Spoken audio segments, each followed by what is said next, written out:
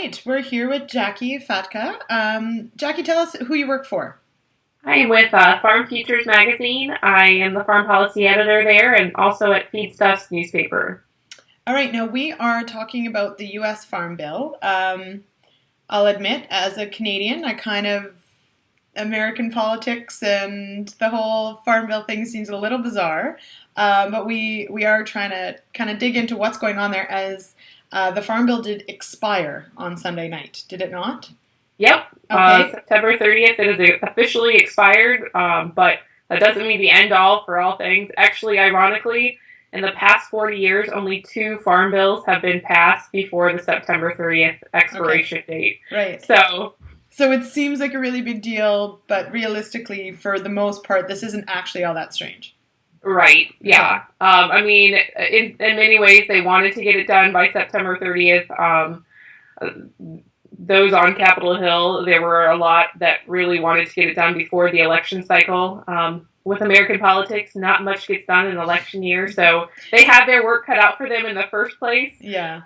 But yes, indeed, it did expire, and so there are some changes that went into effect yesterday, and we could see some bigger changes heading into next year if something doesn't get done. Right. And now it's my understanding that the hardest hit immediately will likely be dairy farmers and likely smaller scale dairy farmers, as Yep. that seems to be there is a program there that does end immediately. And so a month from now they'll see that reflected on their checks. Is that right?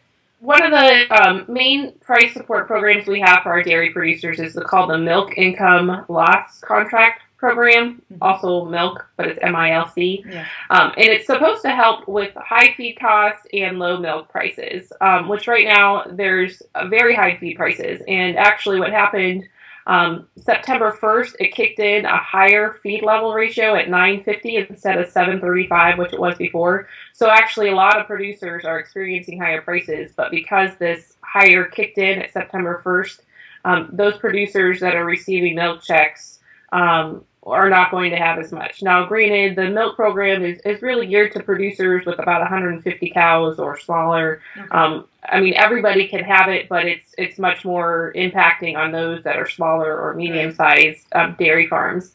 Yeah. And that industry really is one of the hardest hit because of the changes. And some of those changes actually started September 1st, and their milk checks come in, a month or two later than that. So they're going to start to see that coming into the year. And they're really dealing with extremely high feed costs right now, and milk prices are not devastating low, but obviously not allowing them to get into the black.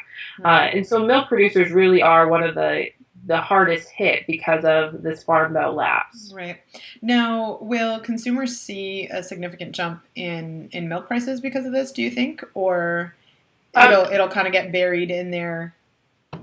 I do not see milk prices changing. Now, one of the caveats of one of the things is each farm bill overwrites permanent law that was Right. Yeah. instituted in 1949, which is Right. kind of and in some ways it's just kind of a scare tactic or Right. a force to make them change it. Yeah. For dairy prices, actually, the permanent law establishes this parity price level. So prices that are very high, so that the government wouldn't really want to do Right. that. So they've got That's the incentive to idea. pass a bill. Yes. Yeah. For milk prices, it's actually set at $38 per hundredweight, which right Okay. now prices are that's 4 times what the normal price is right now. Okay. Yeah. So nobody wants to see that go into effect Yes. January Yeah. 1st, which is What's the timeline for now? You said this isn't rare that a farm bill isn't passed in time.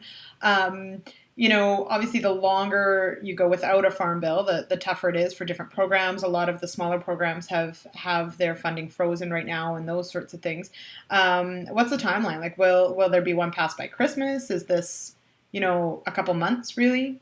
well, this is kind of what we have right now. There are several 80% of the farm bill is nutrition spending, which Right. is Yeah. for food stamps and all of that will continue. Another big component of the farm bill is the crop insurance program here, but that mostly covers your crop producers. And it's over 100 commodities, but it's very It's, your major ones, but also some of your fruits and different sectors, but it's not across the board on a lot of things. Livestock producers are not covered by the crop insurance. Actually, the disaster programs, most of them expired and are not in effect this year because of how they wrote it the last Farm Bill. So those crop insurance has its own separate bill, even though it's included within the Farm Bill. It'll continue. Nutrition spending will continue. Conservation programs, a lot of those programs won't have new signups. The Conservation Reserve Program is a fairly substantial program that we have here for a lot of our non-working land. It's just set aside, essentially.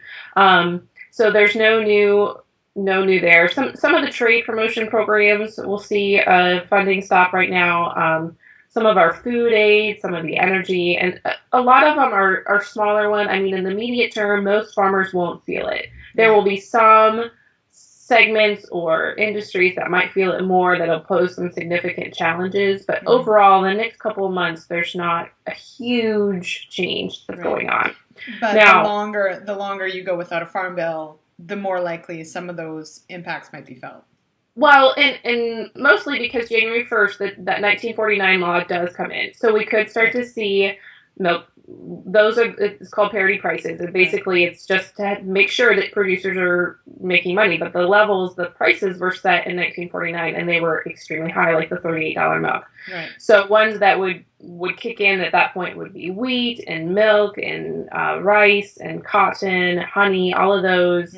We would see extremely high prices. But then there's other ones like soybeans and peanuts that would not be covered at all because they weren't even around in 1949. Right. Yeah. And then there's most of your feed grains wouldn't see a parity price impact. Okay. But on a larger scale, basically a Farm Bill has to be in. It's covered for the current crop. So really what we need to have is something by next spring when the winter wheat harvest. That would be one of the first ones that we really see, okay, what's going on. But if we don't get something by then, first off, we've got a bill that was passed in the Senate. We've got two chambers. So the Senate passed a bill. The House has one out of committee. But if they don't get something done before they adjourn at the end of the year, which could be after Christmas, they start over from scratch. Now, they could start with what they've got now, but it's not very likely. And so then you've got to start all over. And then the other thing on top is if it rolls into 2013, we will have less money because each year we go off of a baseline. Comes out in March. So there will be less money to come around. It's interesting when I've talked with some of the commodity groups and, they've really said that they don't feel like farmers are concerned enough about this. Because anyways, they're happy with the current Farm Bill. But what they don't really understand is that there will be changes, and even if we get an extension, it will not be a straight extension of current law. They will have to give up something. As one person said it, they will have to give up some blood because it's not going to just be. And it does sound like direct payments will be the biggest cut that'll come, and that's what everyone has accepted and been okay with, and that's kind of an immediate savings, I guess you'd say. And really, what beyond that is up for conservation programs usually get cut when they come up for extension, things like this. So even though farmers are comfortable at least with the current Farm Bill, regardless, it is going to change. It's just how much and how long it takes to kind of hammer out those details. Yep. Okay. Well, thanks so much, Jackie. This has been fantastic. I'm sure we'll talk again and we'll be keeping track of what's going on down south. All right. Sounds good. Thanks so much. Have a great day. You too.